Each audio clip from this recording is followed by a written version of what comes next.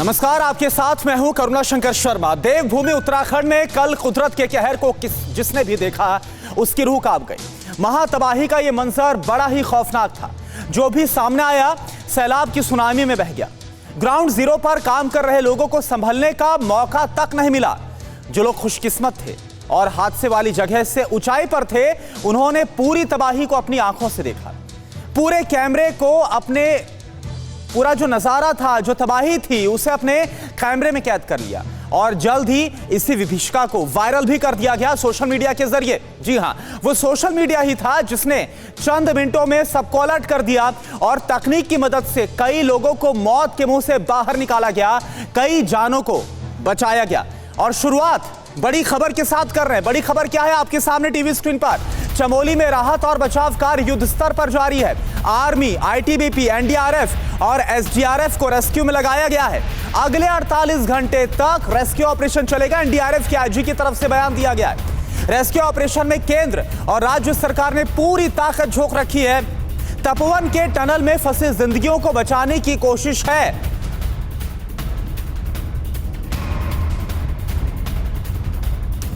और चलिए, इस वक्त हमारे साथ हमारे दो संवाददाता जुड़े हुए हैं। कुमार कुंदन उस जगह पर मौजूद हैं जहां पर तपोवन में टनल से जो लोग अंदर टनल के फंसे उनको बाहर निकालने का काम जारी है। रेस्क्यू ऑपरेशन बहुत तेजी से चल रहा है और साथ ही आपको टीवी स्क्रीन पर गौरव अग्रवाल भी नजर आ रहे हैं, उनका भी रुख करेंगे। लेकिन पहले आपको बता दें, गौरव अग्रवाल हमारे साथ पीपल कोटी से हैं। लेकिन पहले कुमार, मैं आपका रुख कर रहा हूं क्योंकि वहां पर जो हालात है वो इतने ज्यादा खराब बने हुए, चिंताजनक है। 150 के आसपास बताया जा रहा है जिंदगियां अंदर टनल में फंसी है। जरा तस्वीर दिखाइए, रेस्क्यू ऑपरेशन कैसे चल रहा है, बताइए आप।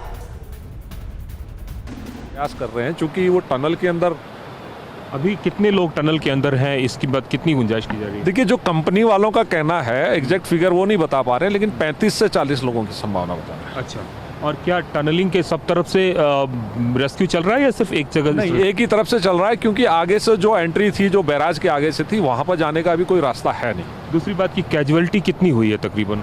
अभी तक तो जो ऑफिशियल कैजुअलिटी है, जो मेरे पास जो ऑफिशियल फिगर है, वो 10 की है। 10 की। और ये जो गाद निकालने का काम है, क्या आप लोग को लग रहा है कब तक पूरा हो जाएगा? अब मुझे लगता है क्योंकि देखिए वो उसमें हो ये रहा है कि मशीन से जब निकाल रहे हैं तो साइड से भी गिर जा रहा है, तो मैं समझता हूँ 3 से 4 घंटे अभी लगेंगे। तो करुणा, जो यहाँ पे सिटी एसपी हैं वो यशवंत सिंह हमारे साथ थे और आप तस्वीरों की जो बात बोले, मैं एक बार फिर से तस्वीर आपको दिखाना चाहूँगा। हाँ। टॉप एंगल शॉट्स देखिए आप बराज के पास का। ये जो तस्वीर आप देख रहे हैं करुणा, जो बराज देख रहे हैं पूरी तरीके से टूटा हुआ है, कुछ भी आपको नज़र नहीं आ रहा होगा। जिस हिसाब से बराज में एक बड़ा दरवाज़ा, अगर गेट की बात करें तो दूसरे नंबर का जो गेट है वो गेट पूरी तरीके से टूट गया है और उसी से सारा पानी जो है, आप सोचिए पानी का फोर्स क्या होगा कि इतने बड़े बराज को उसने एकदम पूरी तरीके से तोड़ दिया। एक और तस्वीर करना मैं दिखाना चाहूँगा। एक यहाँ पे एक छोटी सी यहाँ पे एक पुल था जो कि दूसरे गांव को कनेक्ट करता था। ये कैमरा पर्सन मदन आपको दिखा रहे होंगे। ये पुल जो है पूरी तरीके से बीच का टूट गया है। तो रास्ते में जो भी पुल मिला, जो भी कुछ मिला, सब कुछ को टूटता हुआ ये जो है सैलाब आगे बढ़ता चला गया और इस तरीके से एक तरह से कह सकते हैं कि एक बहुत बड़ी आपदा जो है उसकी तस्वीर आपको यहाँ पे दिख रही होगी। करुणा, बिल्कुल समझ सकते हैं कि कितना ज्यादा इंपैक्ट था पानी का, बहाव का। जो कुछ सामने आया सब कुछ बहाता ले गया। हमारे साथ इस वक्त जुड़े हुए हैं चश्मदीद, जो कि जब कल ये त्रासदी आई थी उन्होंने अपनी आंखों से पूरा मंजर देखा। आप बताइए, आप इस वक्त हमारे साथ टीवी 9 भारतवर्ष के साथ हैं, आपने क्या देखा, आप जरा बताइए। आप कल उस वक्त थे जब ये त्रासदी आई थी, उस वक्त आपने क्या देखा, जरा बताइए उस वक्त। सर 1 मिनट में इतना सैलाब आया कि देखते देखते पूरा बैराज बह के चला गया सर। बिल्कुल एक आदमी नहीं बचा, पूरा सब एकदम बह के चला गया। आपके हिसाब से कितने लोग इस सैलाब के असर में आए होंगे? सर यहाँ लखीमपुर खीरी से तो कम से कम 50-60 आदमी थे करीब, और बाकी तो आदमी यही के लोकल के, कुछ बाहर के, कुछ कहीं के भी थे सर। सब बह गए, कोई एक भी नहीं बचा। जी, और क्या लोगों को बचने का कोई मौका मिला था, कोई चेतावनी, कुछ अलर्ट किया गया था, कुछ हुआ था क्या? कुछ भी नहीं सर, ये अचानक हुआ। बिल्कुल 1 मिनट में ऐसा लगा कि एकदम पूरा पहाड़ टूट के आया है और सब एकदम बहा के ले गया। अच्छा, मुझीम, आप वहीं आसपास रहते हैं या फिर आप वहां पर पहुंचे हुए थे? सर वहीं अभी भी हम मौके पे मौजूद हैं सर। अभी क्या वहां पर हालात है? अभी यहाँ पर हालात कुछ भी नहीं पता चल रहा है, किसी का भी नहीं पता चल रहा है, कौन कहाँ है कहाँ नहीं है, किस हालत में है। अपनी लोकेशन बताइए मुझे, अपनी लोकेशन बताइए, किस जगह पर आप हैं? सर मैं यहीं पे ऋत्विक कंपनी में, जो ऋत्विक कंपनी में जहाँ ये हादसा हुआ डैम के पास मौजूद हूँ। कुछ मतलब थोड़ी ऊंचाई पे हूँ, डैम के ऊंचे पे खड़ा हुआ हूँ सर। क्या ये तपोवन के पास, जो तपोवन के पास प्रोजेक्ट है, आप उसका जिक्र कर रहे हैं? जी जी जी, तो ये आपने बहुत अहम बताया, क्योंकि जो तपोवन के पास टनल है वहां पर अलग अलग बात बताई जा रही है। मुझे, मैं आपसे क्लियर करना चाहूंगा, कभी कहा जा रहा है 30 से 40 लोग वहां फंसे हैं, कभी कहा जा रहा है 100 से 150 संख्या हो सकती है। आपके हिसाब से, क्योंकि आप थे वहां पर, क्या लग रहा है कि कितने लोग अभी भी वहां पर मलबे में फंसे हो सकते हैं? आपको क्या लग रहा है? सर टनल के अंदर जो फंसे होंगे, 2, 4, 10, 20 वो फंसे होंगे, बाकी तो सारे सब सर बह के डेथ हो गई सबकी। हाँ। कोई एक बंदा नहीं बचा सर। चलिए मुजीब, आपका शुक्रिया, हमसे आपने पूरी जानकारी हमें आपने दी है, आपने आंखों देखी, जो कल आपने देखा वहां पर मंजर आपने बताया, आपका शुक्रिया। गौरव का अब हम रुख कर रहे हैं। गौरव इस वक्त पीपल कोठी मौजूद हैं। गौरव, आपके पास क्या इंफॉर्मेशन है? करुणा, देखिए पीपल कोठी के रास्ते में हम हैं। पीपल कोठी हमारे से थोड़ी आगे है, जहां पर हम अभी वहीं से होते हुए जाएंगे जोशीमठ तक। पुनीत भी मेरे साथ हैं। हम लोग लगातार रात से चल रहे हैं और ये बताने के लिए अपने दर्शकों को कि आखिर वहां पर क्या हुआ है। और देखिए, आपको कुछ बताऊं उससे पहले तस्वीर दिखाना चाहूंगा। हम रास्ते में एक ब्रिज पर रुके हुए हैं, जहां पर आप देख सकते हैं नीचे पानी का बहाव बहुत गंदा पानी है, गाद बहकर ऊपर से आ रहा है, जो बता रहा है वहां पर कल जब ये तबाही आई तो कितना ज्यादा मलबा, कितना ज्यादा गाद उसके साथ आया। और ये सबसे बड़ी वजह है रेस्क्यू काम में दिक्कत आने की, क्योंकि जिस टनल का आप जिक्र कर रहे थे उसमें गाद बहुत ज्यादा भर गया है। करीब 1 किलोमीटर लंबी टनल है। जो जानकारी हमारे पास आई, कल 12 लोगों को बचा लिया गया था उस दूसरी टनल से, लेकिन अभी भी 30 से 35 लोग, जो कि सिटी एसपी बता रहे थे, वहां फंसे हुए हैं। देखिए, एक चॉपर यहां से जा रहा है, लगातार रेस्क्यू के काम में यहाँ चॉपर्स लगे हुए हैं। एक चॉपर यहां पर जा रहा है। हम यहां पर जब से खड़े हैं तब से 2-3 चॉपर्स यहां से निकल चुके हैं। वायुसेना के हेलीकॉप्टर यहां रेस्क्यू में लगे हुए हैं। बाकी टीमें आईटीबीपी, आर्मी, एनडीआरएफ, एसडीआरएफ का जिक्र आप कर रहे थे। पुनीत मेरे साथ हैं। पुनीत, तो यहाँ पर अब ये सबसे बड़ा चैलेंज रेस्क्यू का है।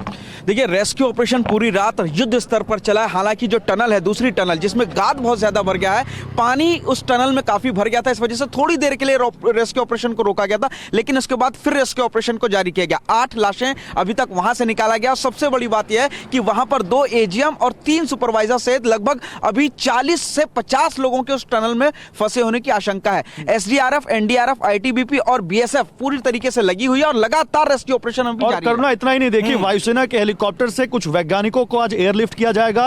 ग्लेशियोलॉजिस्ट कुछ आ रहे हैं यहाँ पर ये जानकारी इकट्ठा करने कि आखिर ये हुआ कैसे, क्योंकि कल जो जानकारी आ रही थी, गौरव, अभी आपने जो तस्वीर दिखाई, जो आपने नीचे जहां पर वो नदी बहती नजर आ रही है और गाद भी नजर आ रहा है, जरा एक बार बताइए आप, क्योंकि वहां पर मौजूद है पीपल कोठी में, आसपास हमें कुछ घर भी नजर आ रहे थे, अगर मैं गलत नहीं हूं तो क्या वहां पर भी असर हुआ है, कुछ नुकसान हुआ है? हाँ, नहीं, कोई नुकसान नहीं हुआ है। मैं फिर से कहता हूं अपने कैमरामैन रोहित से कि आपको तस्वीर दिखाएं। ये अलकनंदा नदी है जो ऊपर से आ रही है, और अच्छी बात यह है कि जब अलकनंदा नदी पीपल कोठी से आगे निकलती है करुणा, तो इसका बहाव बहुत चौड़ा हो जाता है। इस वजह से जो ऊपर से बहुत तेज रफ्तार से पानी आ रहा था उसकी रफ्तार धीमी हुई, और जो कल आशंका जताई जा रही थी कि ऋषिकेश, हरिद्वार तक शाम तक पानी का लेवल बहुत बढ़ जाएगा, उतना नहीं बढ़ा। हालांकि समय रहते जो नदी के किनारे जितने भी गांव हैं उनको अलर्ट कर दिया गया था। आप देख सकते हैं नीचे एक मंदिर भी दिख रहा है। हालांकि यहाँ पर स्थानीय लोग हैं, वो कह रहे हैं कि अभी यहाँ पर ऐसा कोई खतरे की बात नहीं है, और यहाँ पर ऐसा कुछ अभी पानी के करंट में दिख भी नहीं रहा है। क्यों पुनीत?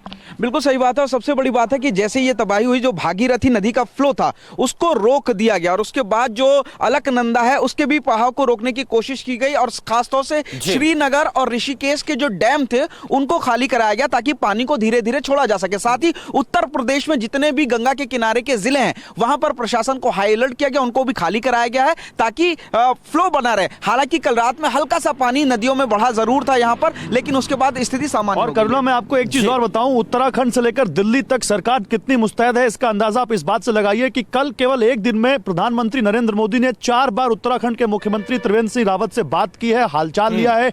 पीएमएनआरएफ फंड जो है उससे बिल्कुल गौरव, और लगातार हम ये बता भी रहे हैं कि किस तरह से प्रधानमंत्री, गृह मंत्री लगातार संपर्क में है। और कोशिश की जा रही ताकि इस रेस्क्यू ऑपरेशन को युद्ध स्तर पर जल्द से जल्द सफलतापूर्वक पूरा किया जाए। आप जब आगे बढ़ेंगे यहाँ पर पुनीत गौरव, तो आगे भी हम आपसे अपडेट लेंगे जब आप जोशीमठ की तरफ रुख करेंगे, और कुमार कुंदन भी तपोवन में मौजूद है, उनसे भी लगातार अपडेट लेते रहेंगे। अभी के लिए आप तीनों का बहुत बहुत शुक्रिया। लेकिन आइए अब आपको दिखाते हैं महातबाही की आंखों देखी टनल से रेस्क्यू करके बाहर निकाले गए शख्स की जुबानी आप सुनिए। 12 लोग सर, सब सुरक्षित। मलबा कटा है तो मलबा तो ये पूरा तुम भी मलबे में फंसे थे? अच्छा, सरिया पकड़ गए। सरिया पकड़ गए। अच्छा अच्छा, नहीं ठीक है तुम हिम्मत करो यार। ठीक है चलो, बहुत बढ़िया, ठीक, good, very good very good. चलो शीशा बंद करो, निकलो।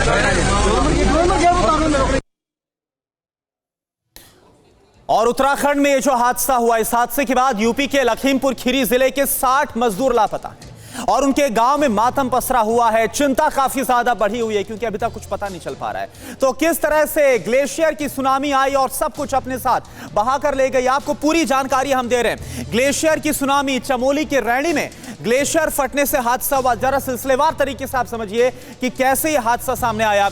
लखीमपुर खीरी के 60 से ज्यादा मजदूर जो यहां पर थे, जो काम कर रहे थे प्रोजेक्ट्स में, वो लापता हैं। तपोवन हाइड्रो प्रोजेक्ट में ये काम कर रहे थे। तपोवन, जिसकी लगातार रिपोर्ट हम आपको दिखा रहे हैं, लाइव आपको रिपोर्ट वहां से दिखाई जा रही है। हादसे के बाद परिजनों का अभी तक कोई संपर्क इनसे नहीं हो पा रहा और ये सबसे बड़ी चिंता की बात है।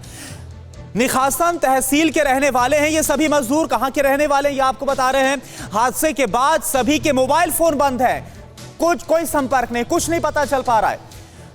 बाबूपुरवा गांव के रहने वाले विमल ने भागकर अपनी जान बचाई। कुछ खुशनसीब ऐसे भी रहे जो भागे, उनकी जान बच गई। अन्य मजदूरों के परिजनों को हादसे की पूरी जानकारी दी तो कुछ इस तरह से उनको पहले पता चला, इसके बाद संपर्क किया गया, कोई संपर्क नहीं हो पा रहा है। प्रशासन लगातार जुटा है, रेस्क्यू टीमें लगातार लगी हुई हैं, लेकिन अभी भी आप देखिए कल 11 बजे से लेकर अभी तक रेस्क्यू ऑपरेशन चल रहा है। अभी भी जो हालात है वो आपको हम दिखा रहे हैं, किस तरह से अंदर बड़ी जिंदगियां अंदर फंसी हुई, बड़ी संख्या में।